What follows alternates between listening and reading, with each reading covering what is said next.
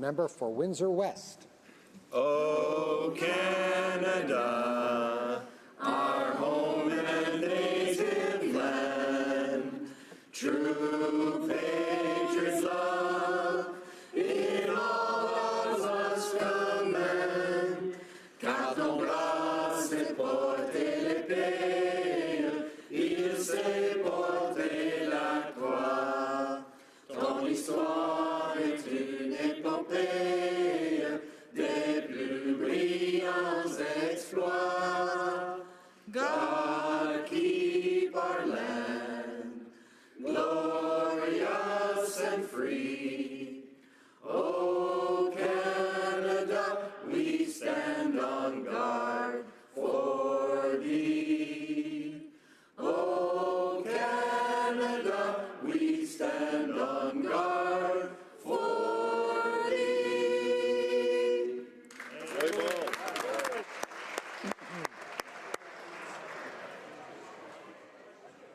The doors be open. T'en ouvre les portes.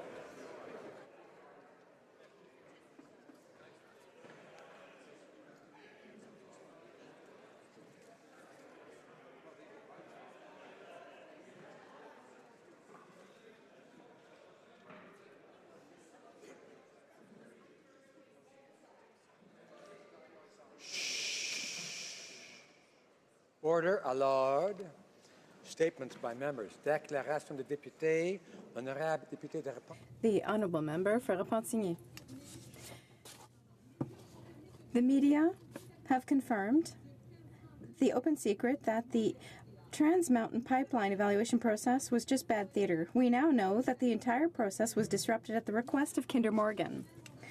We know that public officials received political orders to say yes to the pipeline.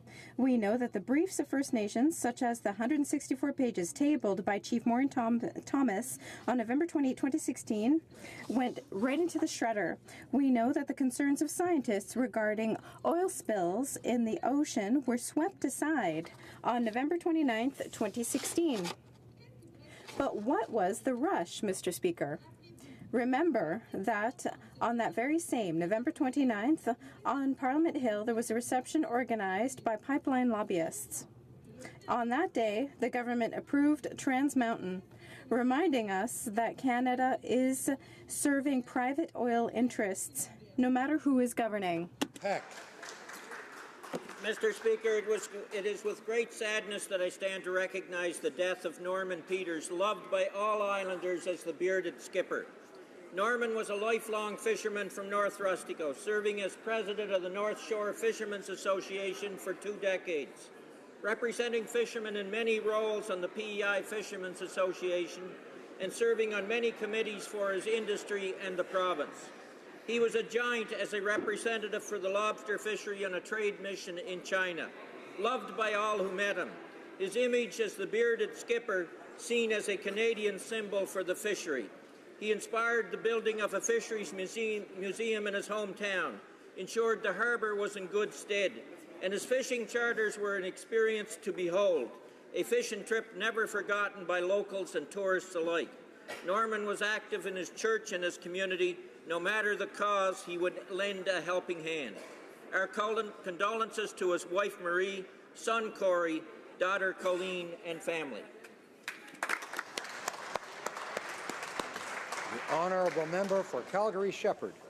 Mr. Speaker, I rise today in memory of David Crutcher, a loving husband, father, grandfather, and friend who passed away suddenly on April 3, 2018. David was a man of faith, a greatly involved member of the Church of Latter-day Saints. He was an engineer by trade and well known for serving as the president of the Progressive Group for Independent Business. He was heavily involved in politics of Calgary. He was a great volunteer for a great many Conservative candidates across the city. I will fondly remember door-knocking with him. David was a leader who didn't let friends and volunteers fall behind. He had a warm word for everyone and was armed with a smile as well as a kind handshake. All of us have a David in our communities. A remarkably accomplished, a big contributor to local civics, the glue that holds people together, and a gentle soul offering a helping hand to all. My sincerest condolences go out to Mary, his wife, his family, and his friends. The Gospel of Matthew says, "Blessed are those who mourn, for they shall be comforted." Thank you, Mr. Speaker. The honourable member for Dartmouth Cole Harbour. Mr. Speaker, Canada has a proud tradition of brave men and women fighting for their country, and I am honoured to recognize one of Nova Scotia's finest veterans, the late Fraser Peter Hutchinson. Mr. Hutchinson served in the defence of France in World War II, where he was wounded and captured. He escaped the prisoner of war camp and spent months trekking across Nazi-occupied Europe to find his way back to Britain. And when he returned, he was the first Canadian soldier in the Second World War to receive the prestigious military medal. He went on to participate in the invasion of Sicily, where he became the first Canadian to capture an Italian prisoner. Although he returned home, Mr. Speaker, in 1943, he continued to serve Canada with valor until 1951. Mr. Hutchinson risked his life on numerous occasions for our freedom, but never wavered in his resolve to do his duty for his country. Mr. Hutchinson is a true Canadian hero, and I am proud to recognize him in this House. The honourable member for Desnethie-Missinippi, Churchill River. Mr. Speaker, today my colleagues and I in the New Democratic Party stand in support of those living with cancer and their families by wearing a yellow daffodil. These yellow flowers are a symbol of strength, courage, and hope for those affected by cancer, and they are a message that things can get better. The research and hard work supported by the Canadian Cancer Society has helped to increase the survival rate for those affected to more than 60%, but there is still much that needs to be done. For example, in Desnethie-Missinippi Churchill River, people with cancer must travel far from their homes, families, and friends while dealing with the financial, emotional, and mental toll that goes with treatment. I encourage all the members of this House and all people in Canada to share their time, their talents, and their treasures with organizations that support those living with cancer across the country. Thank you. The honourable member for Dorval-Lachine-LaSalle. Mr. Speaker, I would like to highlight the exemplary role of a great philanthropist in Dorval. Ms. Olivia Monton was recently awarded the Sovereign's Medal for Volunteers by the Governor-General, Her Excellency, the Right Honourable Julie Payette.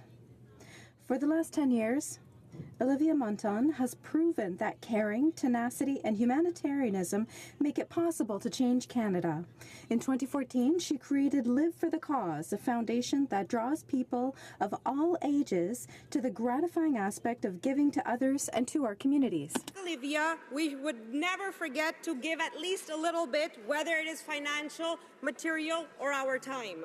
She will be hosting the 2018 Gala benefiting the Douglas Mental Health University Institute on Saturday, May 26th. I would like to invite my colleagues to attend this event and help me congratulate Olivia for her numerous accomplishments. Olivia. Thank you very much. The honourable member for Sarnia-Lambton.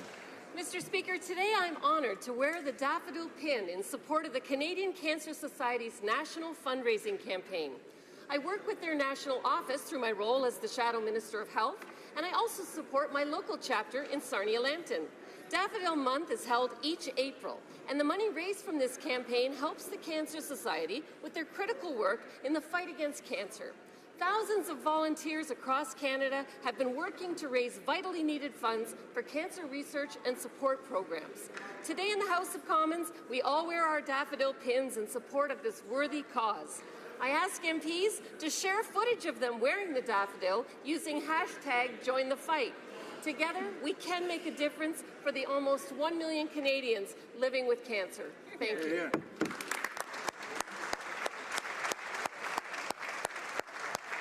Honourable member for St. John's East. Mr. Speaker, a unique feature of my riding are the rugged and determined cliffs of Bell Island. Even more unique are the rugged and determined residents who continue to fight for the survival of their communities now 52 years after the closure of the Bell Island iron ore mines. Less than a quarter of the peak population remain as they seek to rekindle opportunities in farming and to create new opportunities in tourism and services for retirees returning from military service or from their satellite community in Cambridge, Ontario. I was delighted to attend Johnny Harris's hilarious and uplifting performance last year as part of his Still Standing episode when he took a few liberties with the celebrating the colorful characters on the island, I can say. And through the Canada Summer Jobs Program, we are supporting 36 student leadership opportunities this summer. I believe in Bell Island and look forward to listening to the community at a town hall Tuesday, May 15th from 6:30 to 8 p.m. at St. Michael's Parish Hall. All are welcome. Thank you, Mr. Speaker. The honourable member for Hastings, Lennox and Addington. Thank you, Mr. Speaker. It's where innovation thrives, where international markets are within reach, and where the environment and the economy truly go hand in hand. Why in Napanee, of course. This rural town in LNA County is where Fire Rain just announced a contract with the U.S. military for their environmentally friendly, food-based EcoGel, a fire suppressant that was also used to help the wildfires in BC.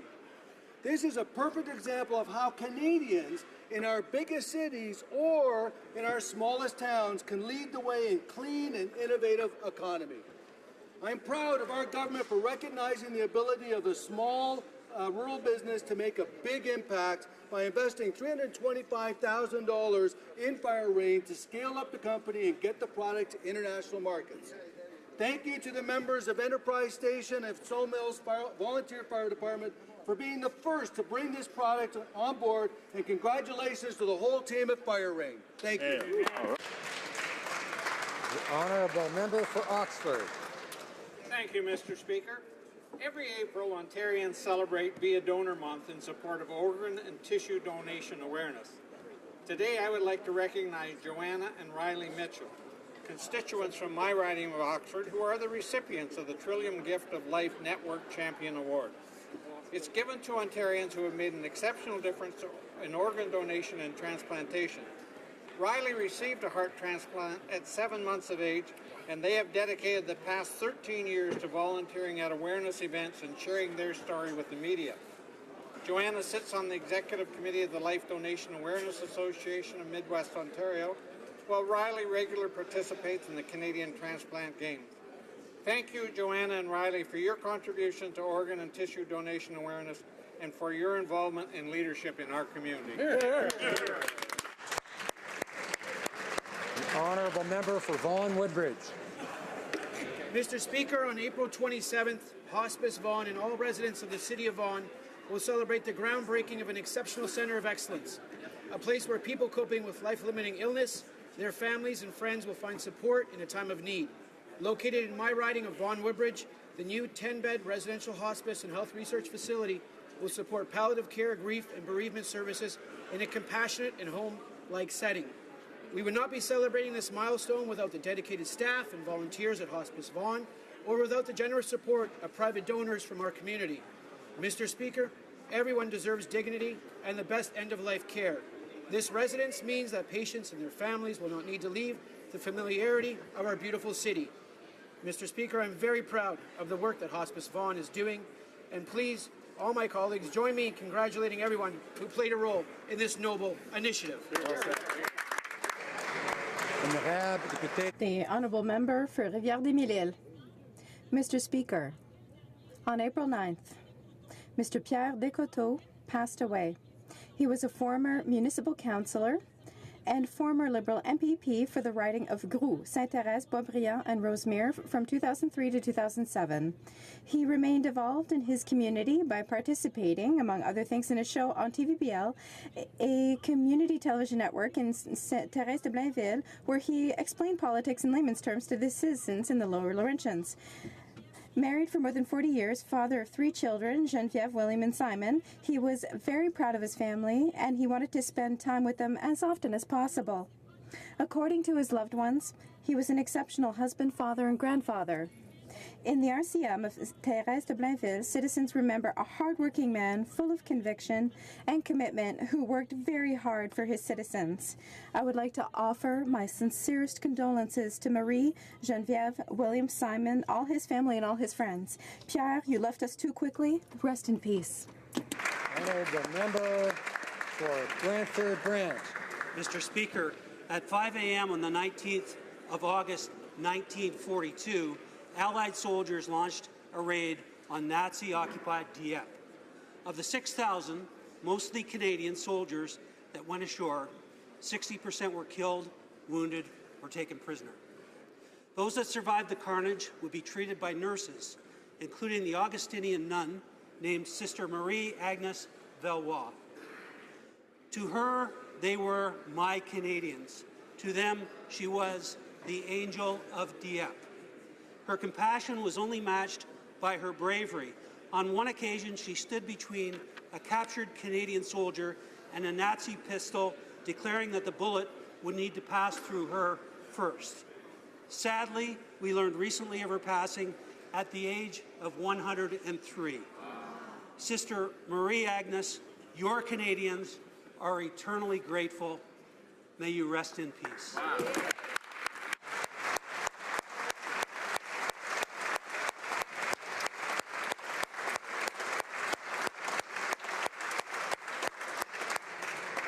The honourable member for Scarborough Agincourt. Mr. Speaker, today is National Daffodil Day. The daffodil is a symbol of strength and courage in the fight against cancer. I wear this pin in memory of my late husband Arnold and for all the people living with cancer and wanting to conquer this disease. Over the course of their lives, 1 in 2 Canadians will be diagnosed with cancer. By funding cancer research, we've seen the overall cancer survival rate increase from 25% in the 1940s to 60% today. There are many different ways to support a person living with cancer, whether it is just being a quiet support, offering a meal to the family, sending a quick text message with no reply needed, telling a joke or funny story, providing a ride to treatments and appointments, volunteering at the Cancer Society, or giving a hug or massage. Everyone can make a simple difference for people living with cancer. Thank you.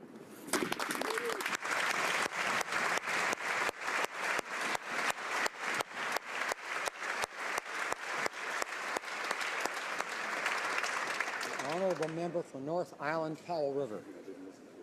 Recently, several Campbell River realtors donated part of their commissions to the Campbell River Transition Society.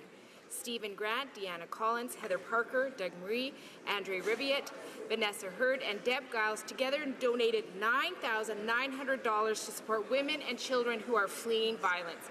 I want to acknowledge their generosity. I also want to thank the Executive Director of the Transition Society and all of the amazing staff and volunteers who do such tremendous work. Mr. Speaker, these people save lives. Their dedication and hard work is so appreciated. Sadly, this issue continues to be so real and concerning across Canada. In fact, recently the United Nations Special Rapporteur on Violence Against Women said, quote, "Due to the lack of shelters or second-stage housing facilities, many women who have fled from domestic violence are subsequently forced to return to their homes, exposing themselves to the risk of facing further violence," end quote. I ask this government to listen to the cries of women and children across this country and the Special Rapporteur and raise the much-needed funding for these facilities. Women and children. Honourable member for Flamborough-Glanbrook. Mr. Speaker, yesterday, B'nai B'rith Canada released their 36th annual audit of anti-Semitic incidents. And while 2017 was a year of celebration for most Canadians, it was truly a difficult year for our Canadian Jewish community. Last year, as in the year before, anti-Semitism reached record-breaking highs, with acts of violence having doubled and acts of violence having increased by almost 50%. The audit highlights disturbing instances of anti-Semitic occurrences on campuses, including calls to physical violence by a student leader at McGill, bomb threats at York, and an attempt by the University of Ottawa Student Union to revoke the status of a campus Jewish group. What is even more disturbing, Mr. Speaker, is that this year there's a section called Anti-Semitism in the Political Sphere, which discusses the actions of elected officials, including members of this House. Mr. Speaker, many experts that study racism refer to anti-Semitism as the canary in the mine, an indicator of general patterns of anti-Semitism across the country. I call upon all members of this House to be active and loud in denouncing all acts of racism, particularly anti-Semitism. Anything short of that brings shame upon this place. Yeah.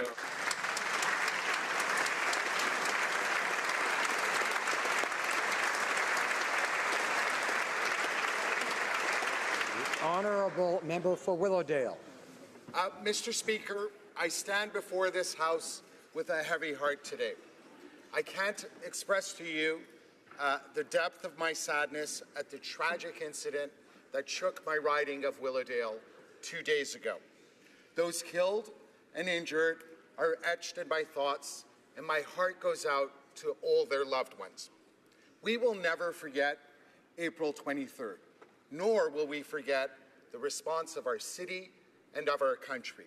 And allow me first and foremost to salute all the first responders, all of them courageously coming forward, in particular Constable Lamb, and all the individuals who rushed to the victims to assist, and of course, the many, many people who have descended on Willowdale to pay their respects.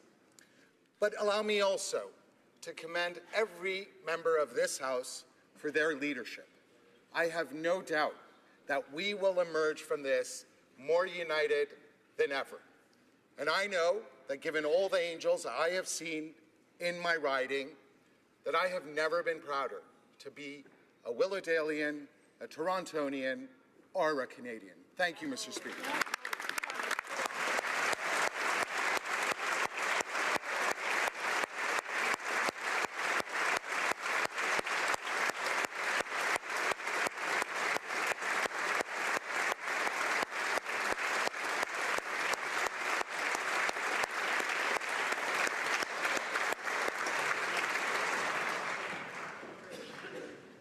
Oral questions, questions orales, the Honourable Leader of the Opposition.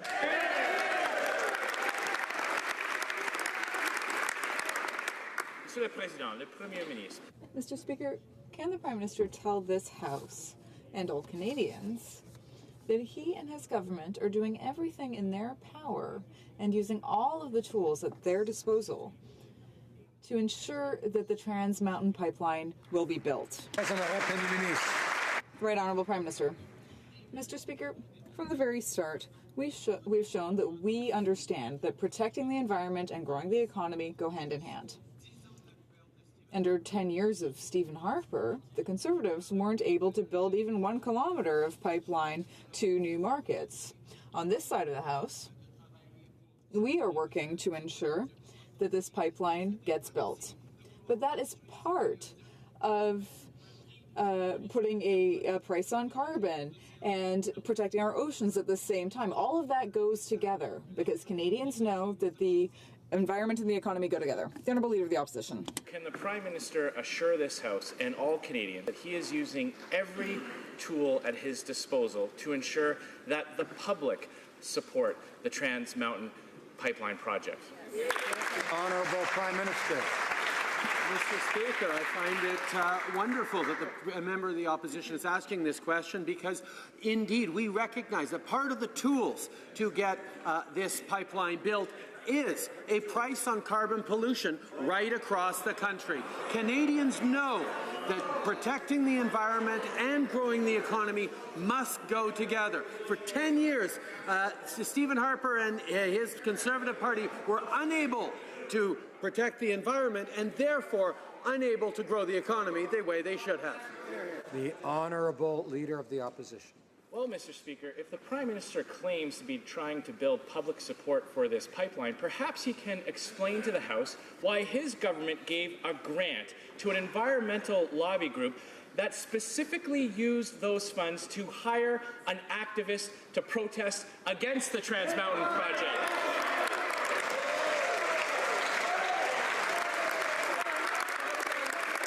Does the Prime Minister not realize that paying groups to protest against these projects is exactly part of the problem? The Right Honourable Prime Minister.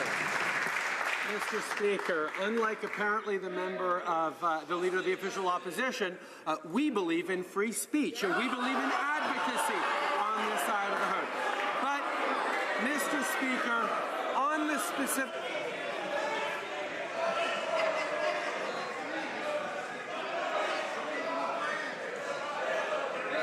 Order.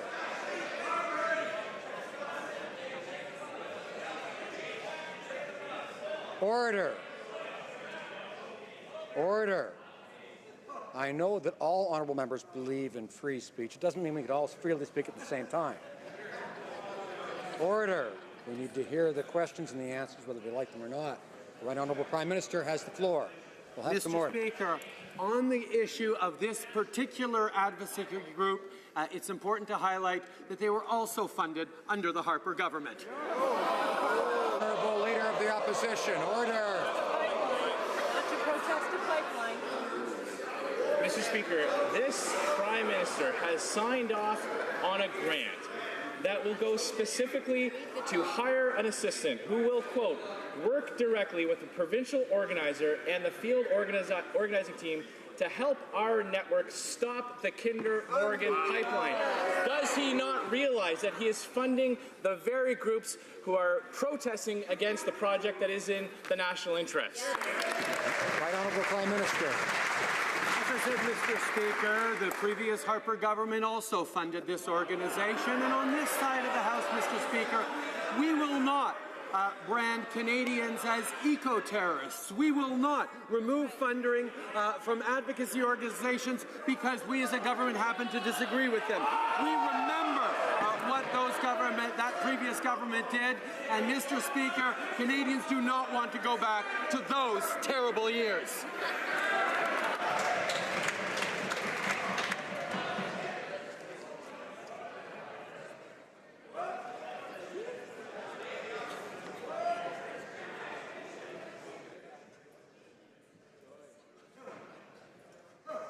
The Honourable Leader of the Opposition. Speaker, what the Prime Minister just said will come as a great surprise to the member for Bonavista, Gander, Grand Falls, Windsor. That's right. There is nobody that believes that this Prime Minister is committed to free speech when he punishes all those in this country that don't agree with his personal point of view. But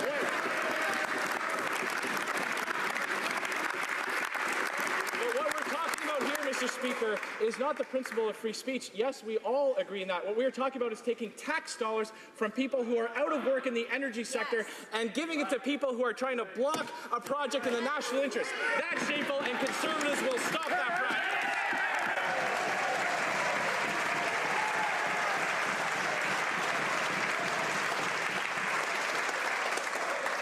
The Right Honourable Prime Minister, order. Mr. Speaker, once again, we see Harper's Cup. Order.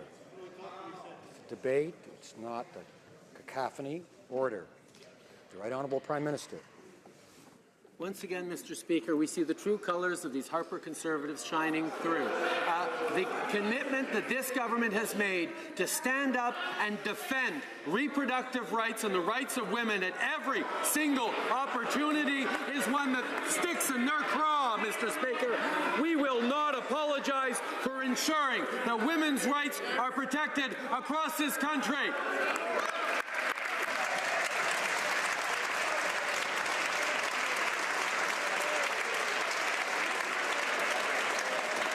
L'honorable député. Honourable member for Rimouski-Nejet, Témiscouata, Les Basques. Thank you, Mr. Speaker. And I feel awful because I can see the Prime Minister is not reading out of a sheet of paper on this issue now. And I'd like to address him on a very serious concern. And this serious concern is that the government's review of the Kinder Morgan pipeline project was rigged from the get-go. We are worried because we know that Kinder Morgan lobbied this government more than 36 times in 2016 to try to get the green light on this project. Our leader, Jagmeet Singh, and I have asked the Prime Minister for full disclosure of all the documents related to the approval. Will he agree to be fully transparent and release those documents? Right Honourable Prime Minister. Mr. Speaker, we recognize that under the previous government, the approach of not understanding how important it is to properly consult and engage in acquiring social license needed to be fixed. That's why we actually added additional steps to make the process more rigorous. In fact, we extended the consultation process to ensure we were meeting and exceeding our responsibility to engage with and consult Indigenous peoples. This is something Conservatives always failed to do. Honourable member for Rimouski-Nejet, Témiscouata, Les Basques. Mr. Speaker, I think the Prime Minister doesn't realize how serious the situation is. So I'll say again, while his government was supposedly consulting First Nations on the Kinder Morgan project, his senior officials were talking to try to get a green light and to expedite the approval process of the project. These directives were deemed troubling by Indigenous legal experts. Will the Prime Minister commit to revealing all documents relevant to the Kinder Morgan approval and assessment process? Yes or no? The Right Honourable Prime Minister. Mr. Speaker, in this House, we all know that the process that Stephen Harper set up didn't work. That's why we added steps to the process to ensure that consultations with First Nations and the rigorous study of this project would be done. We know that the only way to build a consensus across the country, well, not a total consensus, but at least support, is to listen to Canadians from all backgrounds. And that is exactly what we did, and that is why we were able to approve that pipeline. The Honourable Member for Rosemont-Petite-Patrie. Well, here's some news. The Liberal Party of Canada has become the Oil Company Party of Canada. While the Liberals were pretending to consult with people, the CEO of Kinder Morgan was never concerned. Because he knew very well that the decision had already been made in advance and that the consultations were just a smokescreen. The Liberals have made a mockery of Indigenous peoples, scientists, and citizens. Will the Prime Minister be transparent? Will he promise to tabling all documentation relevant to the Kinder Morgan approval process? Yes or no? Right Honourable Prime Minister. Mr. Speaker, it's clear that the member for Rosemont-Petite-Patrie could never accept this pipeline. He said so very clearly. He said that regardless of the conditions, he would never approve it. But we talked to Canadians to ensure that we had consulted people widely, that we had a rigorous process in place, and even his leaders said that he would be open to the idea of approving that pipeline. So these are the type of people that we are bringing together, not those who still believe that there is a stark choice between the economy and the environment. In a Berkeley Valley. There's no way he even believes that anymore. Look, this whole fiasco of an approval process is looking more rigged than a Russian election. The PM promised the people of Alberta a credible process. He broke that promise. He promised the people of British Columbia meaningful consultation with First Nations. He broke that promise too. You know, many people suspected that the fix was in from the beginning, that the decision had already been made, and now we have the proof from leaked papers from his own administration. So if the Prime Minister wants to regain a scintilla of trust that he once commanded in this country, will he reveal all the Kinder Morgan papers once and for all? Right Honourable Prime Minister.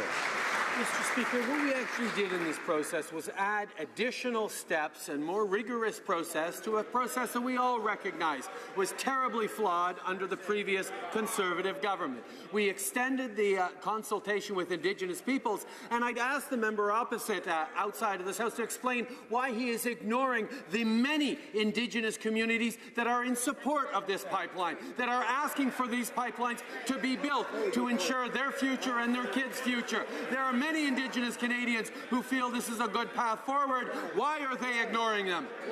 The Honourable Member for Richmond Athabasca. Mr. Speaker, a group working against the natural resources industry is currently seeking an employee to fight the Kinder Morgan project. So this raises the question, why is this organization being funded by a federal grant? Mr. Speaker, can the Prime Minister stop playing with taxpayer money and subsidizing projects that want to hurt our economy and hurt honest energy workers? Right Honourable Prime Minister. Mr. Speaker, as I've said, this organization received funding under the Harper government. And on this side of the House, we will not criticize or attack organizations that don't have the same values as us. We will ensure that when it comes to rights and respect for the law, that everything is in order. But we know that Canadians have a wide range of opinions and approaches, and it's important to listen to them. It's important to work with everyone to ensure that there's no increased polarization as the opposition is trying to create. The Honourable Member. Mr. Speaker, this is just nonsense. The Prime Minister needs to stop sending contradictory signals to the energy sector, which employs hard-working Canadians all across the country. This jeopardizes well-paying jobs and scares off investors. It's time that the Prime Minister finally show a little bit of leadership. How can he be for the energy sector and be against it, using taxpayer money to fund initiatives that aim to destroy Kinder Morgan? The Right Honourable Prime Minister. Mr. Speaker, I've been saying since the election campaign that Canadians know that we need to both protect the environment and build a strong economy. Today, we can see that there are people who don't believe in this. The Conservatives are attacking us because we aren't doing as much as they want to move forward with Kinder Morgan. And the NDP is completely against this project. So, as usual, the Liberal Party is focused on the concerns of Canadians, and we will deliver for Canadians. Mr. Speaker, look, this is about trust. The Prime Minister claims he supports the Trans Mountain expansion and the thousands of jobs it will create, but he's funding anti-energy political activists who are being hired explicitly to stop the pipeline. The PM has already driven out over $80 billion of energy investment, and now he's using taxpayer dollars to block the Trans Mountain expansion. No wonder no one believes a word he says. Why is this Prime Minister using Canadian tax dollars to block Canadian pipelines and kill Canadian jobs? Right Honourable Prime Minister. Mr. Speaker, once again, Canadians know that protecting the environment and growing the economy must go together. The members opposite simply do not understand that. On one side of the House, they're thinking about the economy but not the environment, and that did nothing for the economy under Stephen Harper. On the other side, the NDP is still wrapped up in forgetting about the economy and doing everything they can to try and protect the environment, which isn't working. Canadians know we have to move forward in a thoughtful way that brings people together instead of demonizing them.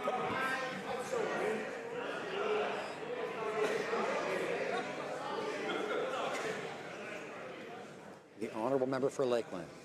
Canada has always produced the most responsible oil in the world, and the Liberals' ongoing attacks is what is collapsing confidence in Canadian energy investment and in our country's reputation. The bottom line is this. The Liberals are paying people to, quote, stop the Kinder Morgan pipeline. Chief Ernie Cray of the Sheehan First Nation says, quote, our young people every day come to me and say, I want to get trained. I want a job from the Trans Mountain Pipeline.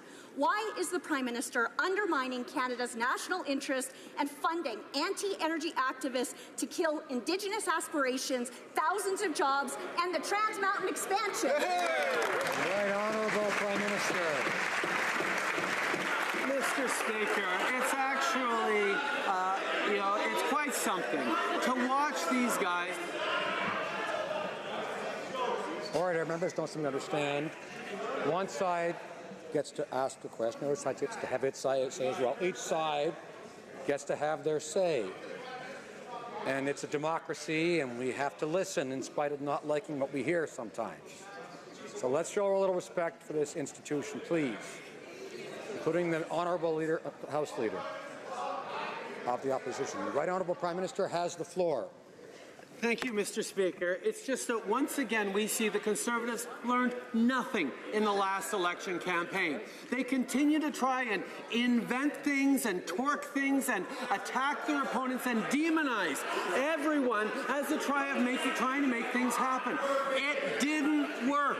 It failed miserably. You underestimated Canadians' intelligence when you treat them like children and try and scare them into supporting you. Sorry, Mr. Speaker, not you, but them. Mr. Speaker, we are going to take Canadians seriously.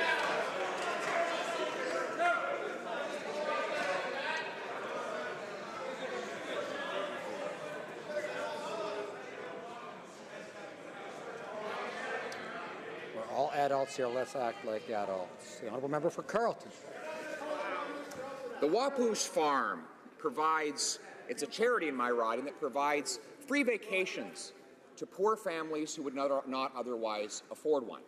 But the Prime Minister cut their summer jobs this year because they refused to attest to supporting his ideology. Yet today he claims that an organization which seeks a summer student for the express purpose, and I quote, to stop the Kinder Morgan pipeline, gets the money under the Prime Minister's defense of free speech. Why does free speech only apply to those trying to kill Canadian jobs and not those trying to help the less fortunate?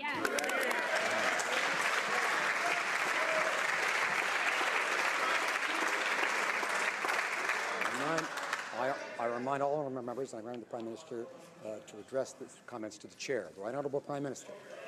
Mr. Speaker, the Liberal Party of Canada is the party of the Charter of Rights and Freedoms, and we will always stand up to defend Canadians' charter rights. And organizations that cannot ensure that they will abide by the principles in the Charter of Rights and Freedoms, and indeed will work to take away charter rights of Canadians, will not get funding from this government. I know the members opposite don't like that because it means standing up for women's rights and reproductive rights, but it also means we will be unequivocal in always standing up to defend the charter rights of all Canadians. The Honourable Member for Carleton. Mr. Speaker, we just witnessed a Prime Minister accuse the Wapoos Farm of attacking the Charter of Rights and Freedoms. This is an organization that provides low-income families with a rare recreational opportunity, the chance to have a vacation that they would not otherwise afford. They do not impose any values of any kind on those families. They invite them and they give them an opportunity to recreate together and grow. Why is it the Prime Minister is prepared to support funding for jobs for organizations taking away opportunities from Canadians, but not those trying to help the less fortunate? The Right Honourable Prime Minister. Mr. Speaker, no matter how the members opposite try to spin it, the Liberal Party and this government will always stand up for charter rights. That is something that is ingrained in what we feel a government's responsibility is. Now, under the Harper Conservatives, we saw regularly them defunding the Court Challenges program, putting forward pieces of legislation that they knew were non-charter compliant. We are simply saying, if you want to move forward and get funding from the government, you need to demonstrate that you're supporting the Charter. I think that's a minimal thing that we can expect of any organization we fund. The Honourable Member for Salaberry-sur-Roi. Mr. Speaker, not only did this government provide insufficient funding for the fight against sexual assault on university campuses, but now the UN is calling out the government's inaction on violence against women. According to a UN report, there's a flagrant lack of resources and centres to help victims. This is a systemic problem, and the Liberals' piecemeal approach won't solve anything. Will the government stop claiming to be feminist and start taking action to protect women who are victims of violence? Right Honourable Prime Minister. Mr. Speaker, we understand how important it is to fight against gender-based violence. That's why in Budget 2018, we announced $5.5 million to improve access to sexual assault prevention centres on campuses and to develop a broader strategy to prevent and fight gender-based violence with an investment of $86 million. We understand that there is much more to be done, but we are there to fight for gender equality and to defend everyone against violence. The member for Nanaimo, Ladysmith. That spending's years away. We hear a lot of talk from this Prime Minister, but there's still so much to do on gender equality. This week, the UN Special Rapporteur to End Violence Against Women called out this government for its lack of action to end violence against women. And today, women from 20 countries called on G7 leaders to drop the feminist platitudes and take real action that will change the lives of women now. Now, the feminists I know get stuff done. So when will this Prime Minister drop the fake feminism and take real action for women today in Canada? Right Honourable Prime Minister. Mr. Speaker, I very much understand where the member opposite is coming from, but I would exhort her to remember that everyone can be allies as we move forward in the fight for more gender equality, and that level of judgment is not something that is serving Canadians or the world. I was proud to be able to sit down with leaders in the W7 just at lunch today to talk about how we can do more and we must do more on gender-based violence, on promoting true equality employment equity around the world. There's much to do, and we are proud that we are having this conversation and leading in this conversation. Honourable Member for Haliburton, Kawartha Lakes, Brock.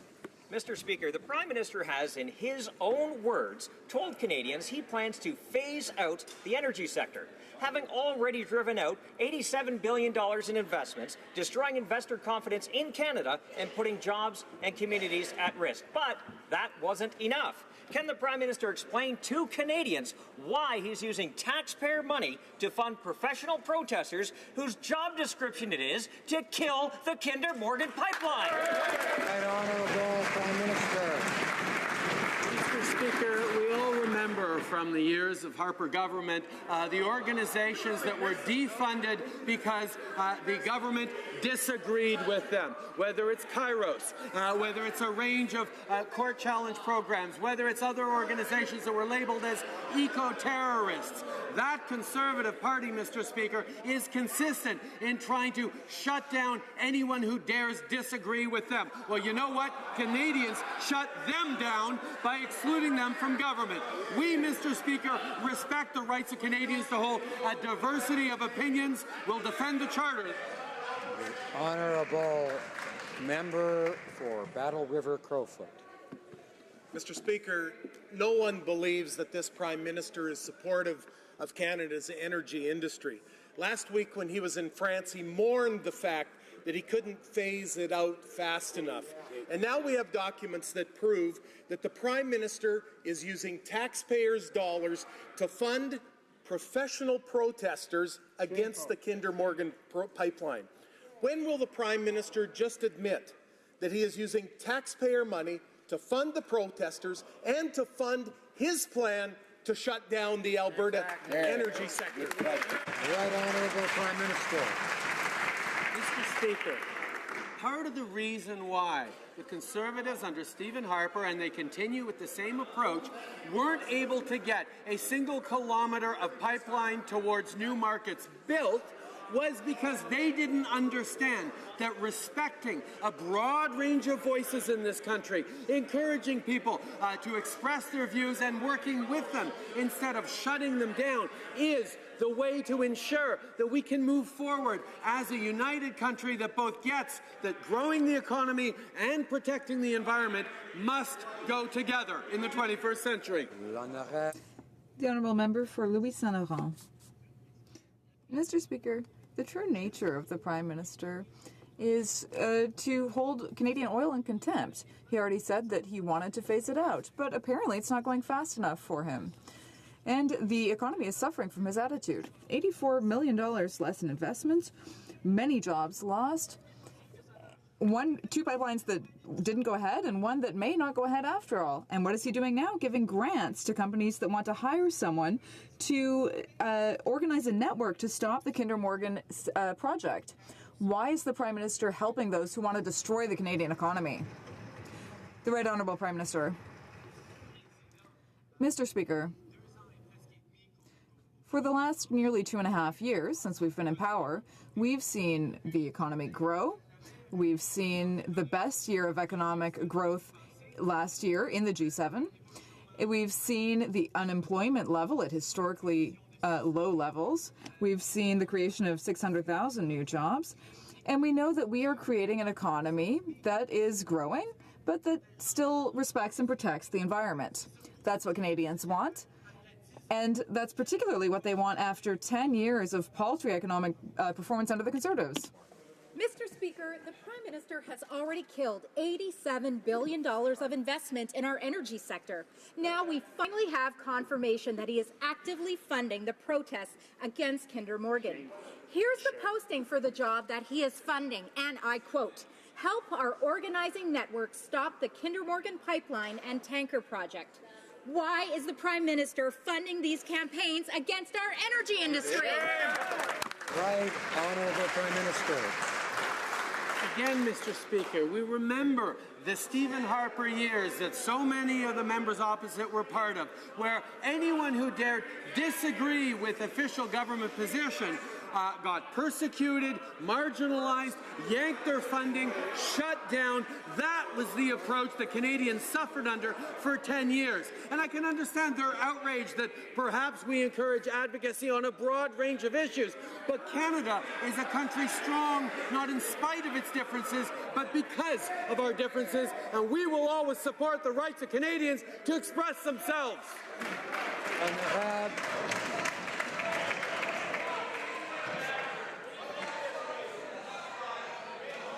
Order.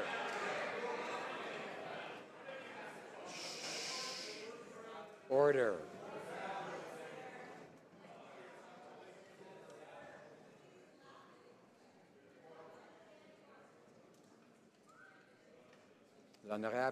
The honourable member for Jonquière. Mr. Speaker, the government's lack of clarity around NAFTA talks is worrying farmers in Saguenay-Lac-Saint-Jean and Quebec. We know we can't trust the Liberals not to open more cracks in our supply management system. Now, after softwood lumber and aluminum, new sectors are in jeopardy.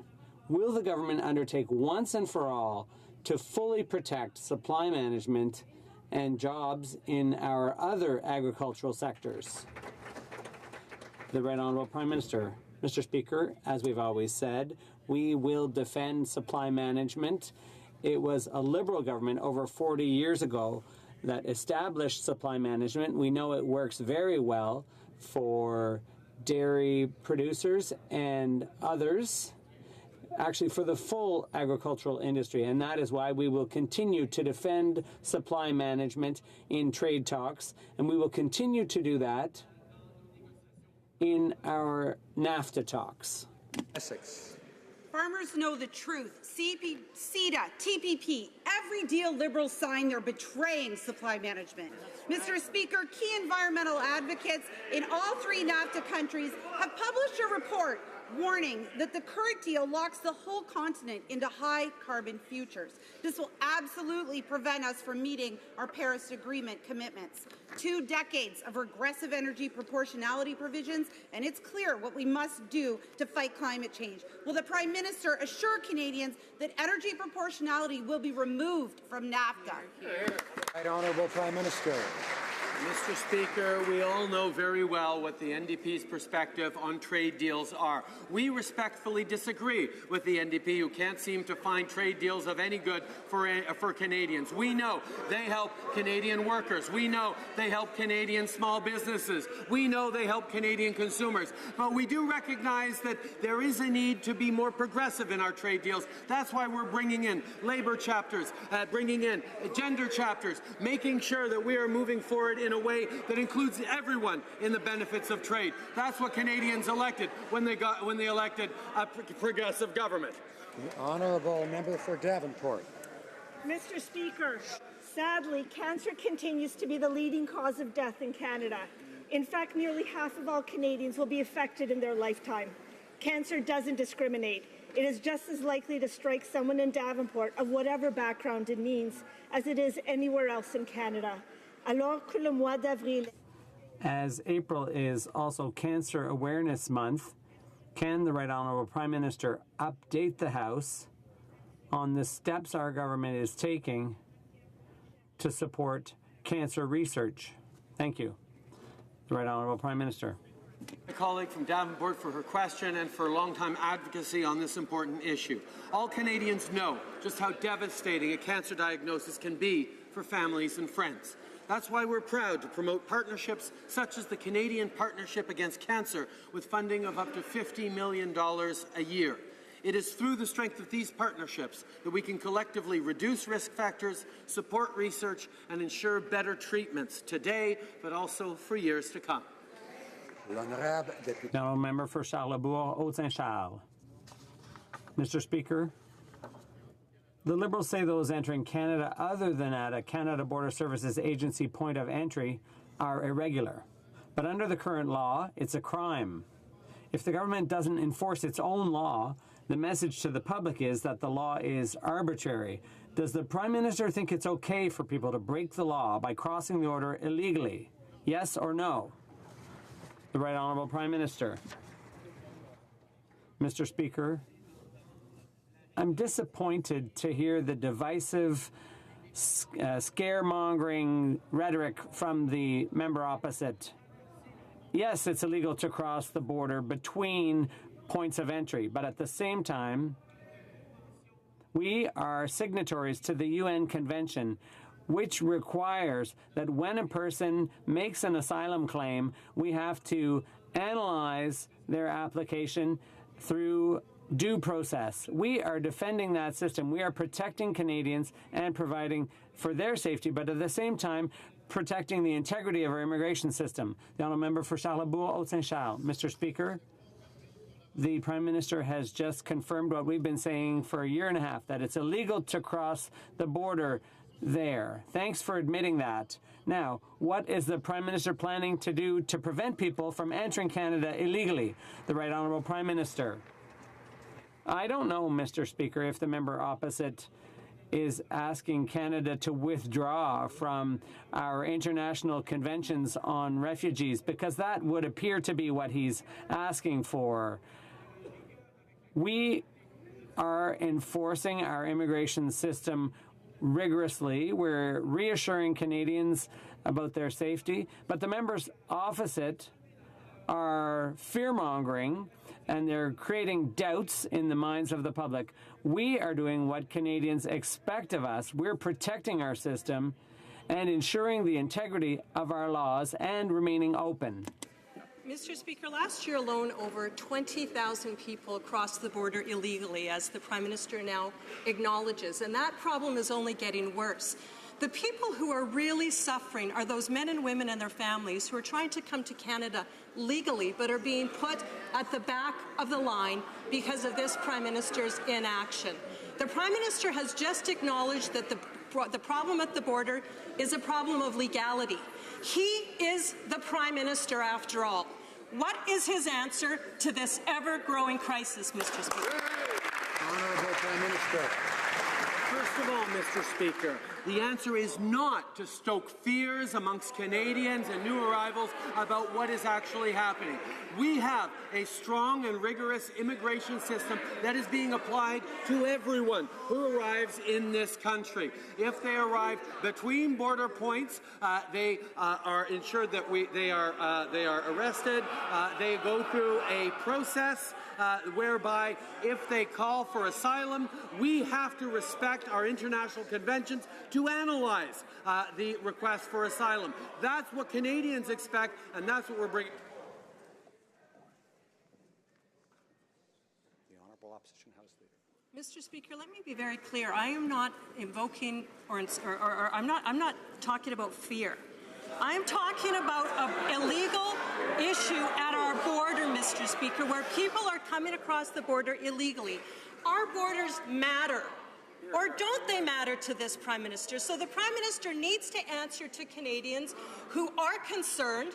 They're not racist, Mr. Speaker. Canadians who are concerned are not racist. People who are trying to come to Canada legally are not racist, Mr. Speaker. They have a legitimate concern, and the Prime Minister needs to, instead of laughing, answer the...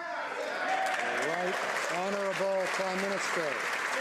Mr. Speaker, what we have been saying for months and indeed years now is the integrity of Canada's immigration system is holding. We are ensuring that anyone who arrives in this country, whether it's regularly or irregularly, goes through security checks, goes through a rigorous immigration system that Canadians can be reassured is being applied to the full extent of the laws and rules that Canadians expect. To suggest otherwise is simply irresponsible, polarizing politics. The Honourable Member for Courtenay-Alberni.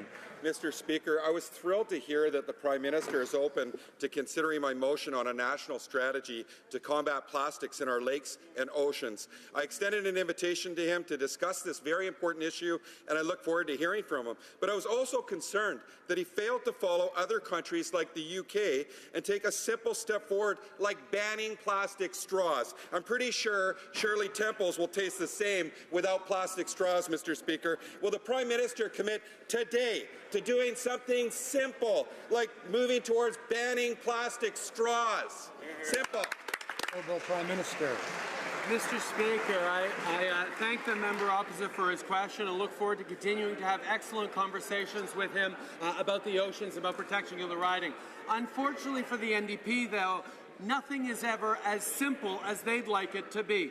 We are committed in moving forward to protect oceans, particularly from plastics, as part of our G7 leadership. But we intend to look not just at macroplastics, but also at microplastics and even nanoplastics, Mr. Speaker. There are many issues facing our oceans, and we're going to get them right, Mr. Speaker. That's what Canadians expect. The honourable member for Berthier-Maskinongé. Thank you, Mr. Speaker. Last spring, a number of farmers in my riding experienced extraordinary flooding, which caused heavy damage to their farmlands. Despite repeated requests from producers in my region, the government has done nothing about it. As a result, some producers have lost over $100,000 and half their crops. I am calling for action today from the Liberal government. Can the Prime Minister tell us today in the House if he plans to compensate producers in my riding? The Honourable Prime Minister.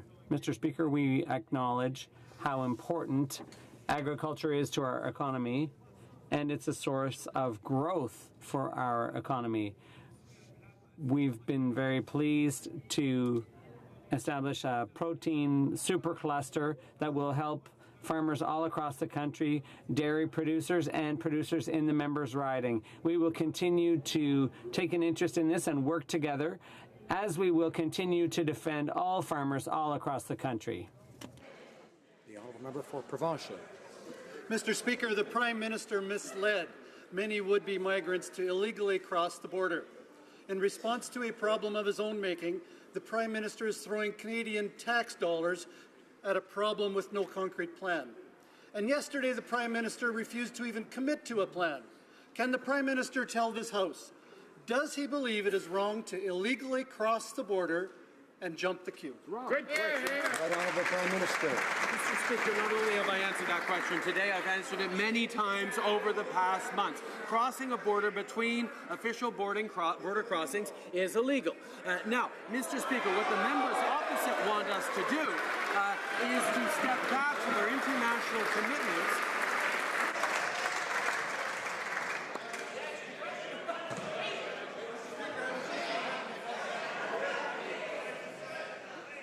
So pleased everyone is happy, but one person at a time, please.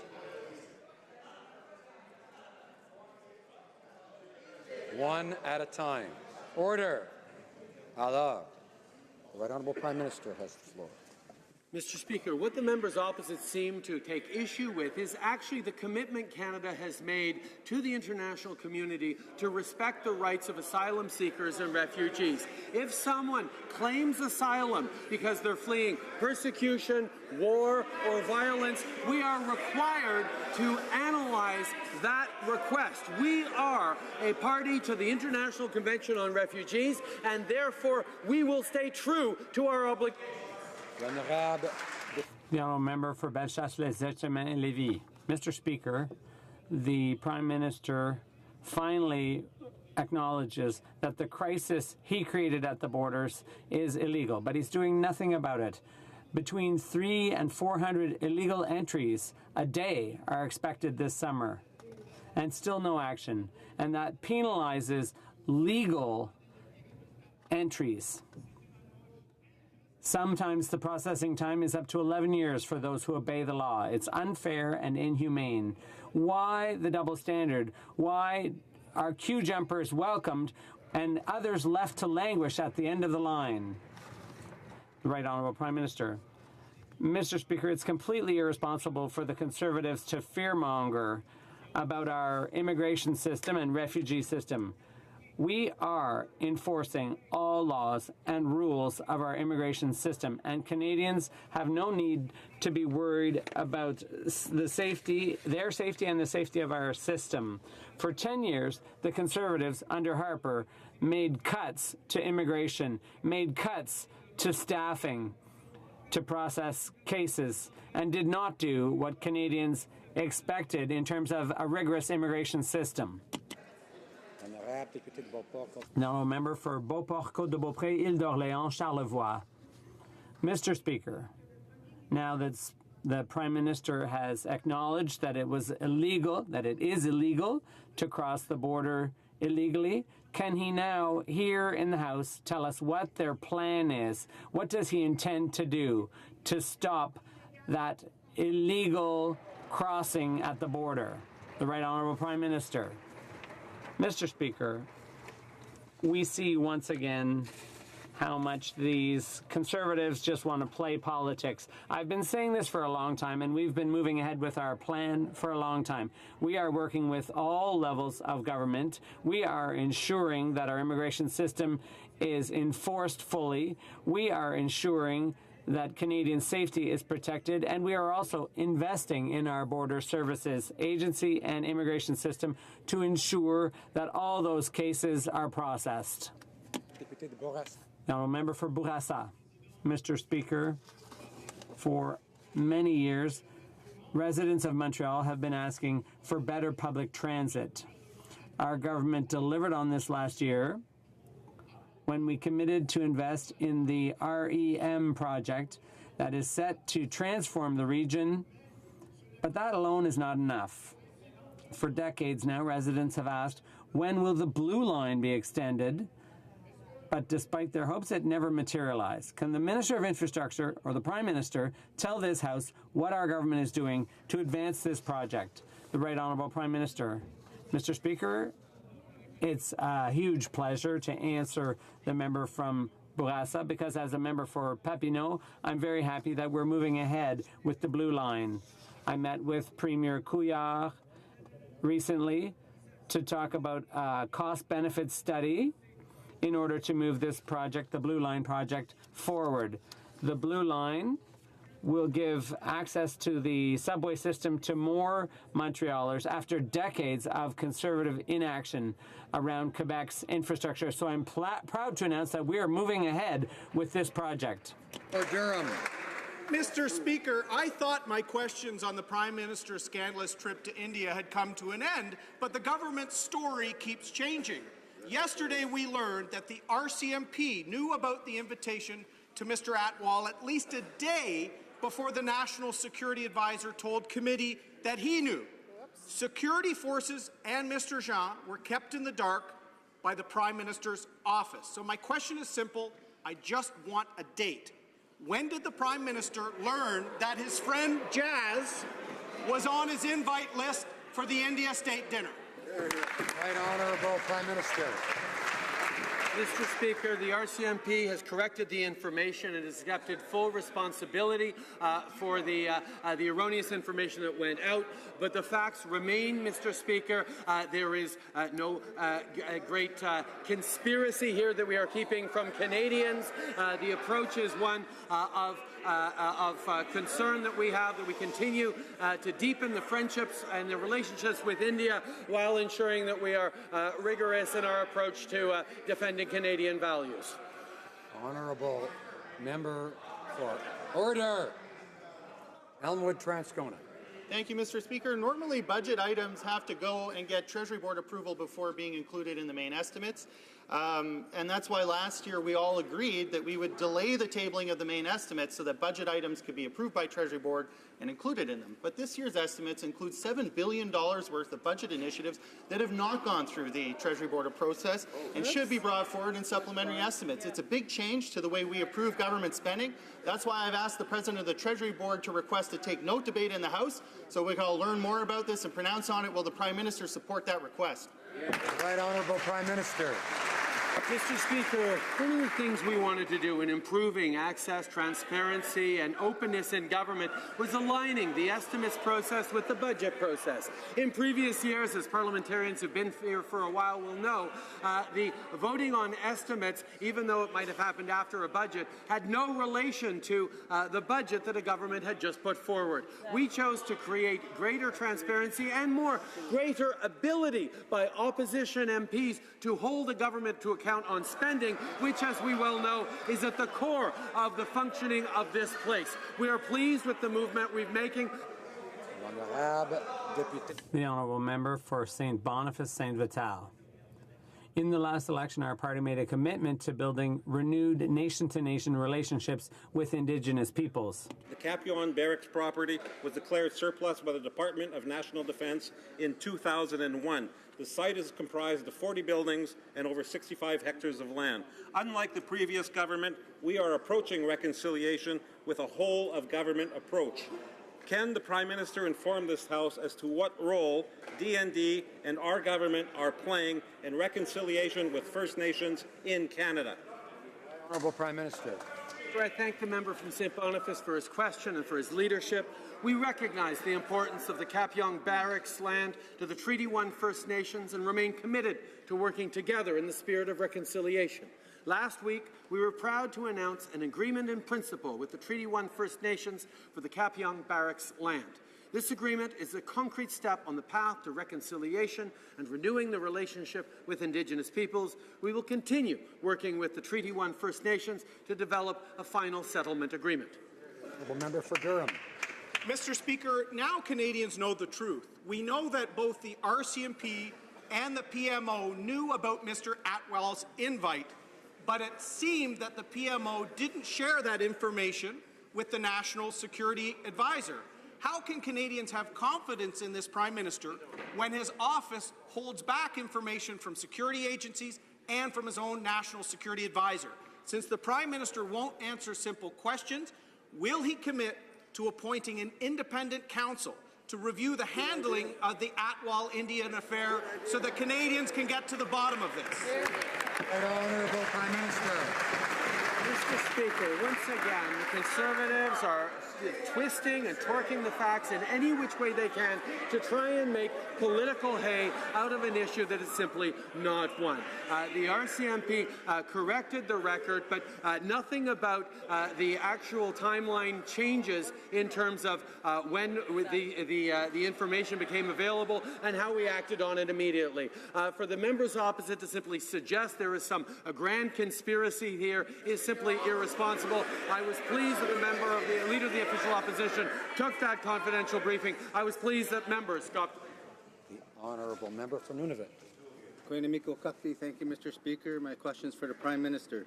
In a speech delivered on April 7th, the Minister of Indigenous Services acknowledged that Canada has failed to address the many social determinants that lead to poor health and poverty in Indigenous communities. Many in my riding of Nunavut feel that Canada has and continues to fail them. Funding for housing, education, infrastructure, and health services are all lacking as a direct result of the per capita funding allocation. My question is, will the Prime Minister commit his government to change the per capita funding allocation to more of a needs-based approach? Thank you, Mr. Speaker. Honourable Prime Minister. I thank the member from Nunavut for his question. Our government is committed to building a new relationship together with Indigenous peoples based on recognition of rights, respect, cooperation, and partnership in a distinctions-based approach that recognizes the uniqueness of the Inuit Crown Partnership. Through Budget 2018, Nunavut will receive $1.6 billion in 2018-2019 in major transfers, an increase of over $50 million from the previous year. We're also investing over $500 million to make progress in the areas identified through the Inuit Crown Partnership Committee, such as health and wellness, skills and training, and housing. I would like to draw to the attention of honourable members the presence in the gallery of the Honourable Amadou Sané, Minister of Finance and Economic Affairs of the Republic of the Gambia.